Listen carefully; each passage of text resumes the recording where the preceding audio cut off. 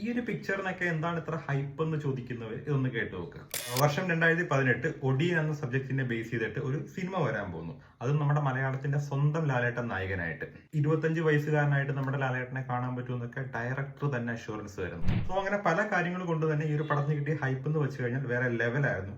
ഒരു നോർമൽ പടത്തിന് കിട്ടുന്ന ഹൈപ്പ് ഇത്രയാണെങ്കിൽ ഈ ഒരു പടത്തിന് കിട്ടുന്ന ഹൈപ്പ് ഇത്രയായിരുന്നു. ആൻഡ് ഈ പടം ഇറങ്ങി കഴിഞ്ഞപ്പോൾ ഇതിന്റെ ഡയറക്ടർ ശ്രീകുമാർ പോയത് അങ്ങായിരുന്നു. ഈ ഒരു പടം ഫ്ലോപ്പായി എന്നതിനേക്കാൾ ഉപരി ഈ ഒരു പടം ഇറങ്ങിയ ശേഷം പിന്നീട് വന്ന ലാലേട്ടന്റെ പടങ്ങൾ എടുത്ത് നോക്കുകയാണെങ്കിൽ അവിടെ നമ്മുടെ ആ ഒരു ഒറിജിനൽ ലാലേട്ടൻ ഭയങ്കര മിസ്സിംഗ് ആണ്. പുള്ളിക്ക് പകരം പുള്ളിയുടെ ഒരു മെഴുക് പ്രതിമ എടുത്ത് വെച്ച് എങ്ങനെ ഇരിക്കും, അതേ ഒരു ഫീലാണ് നമുക്ക് കിട്ടിയത്. ആൻഡ് അതിനകത്ത് ഏറ്റവും സങ്കടകരമായ കാര്യം എന്താണെന്ന് വെച്ച് കഴിഞ്ഞാൽ ലാലേട്ടൻ എന്ന് പറയുമ്പോഴേക്കും നമുക്കൊരു ഐക്കോണിക് ഇമേജ് ഉണ്ട്. അതായത് മുണ്ടൊക്കെ മടക്കി കൊടുത്ത് മീശയൊക്കെ പിരിച്ചു വരുന്ന ലാലേട്ടൻ. ഈ സ്ഫടികത്തിലെയും അതുപോലെ തന്നെ 6-ാം നൂറ്റാണ്ടിലെയും അതുപോലെ നരസിംഹത്തിലേക്കും ലാലേട്ടൻ. എൻ്റെ ആ ഒരു ഐക്കോണിക് ഗെറ്റപ്പിൽ അദ്ദേഹത്തിന് താടിയില്ല. ഈ ഒരു 8 വർഷമായിട്ട് പുള്ളീനെ ആ ഒരു ഗെറ്റപ്പിൽ നമ്മൾ കണ്ടിട്ടുമില്ല. സത്യം പറഞ്ഞ് ഞാനൊക്കെ വിചാരിച്ചത് പുള്ളിയുടെ ആ ഒരു ഐക്കോണിക് ഐറ്റം ഇനി ഒരിക്കലും കാണാൻ പറ്റില്ലെന്നായിരുന്നു.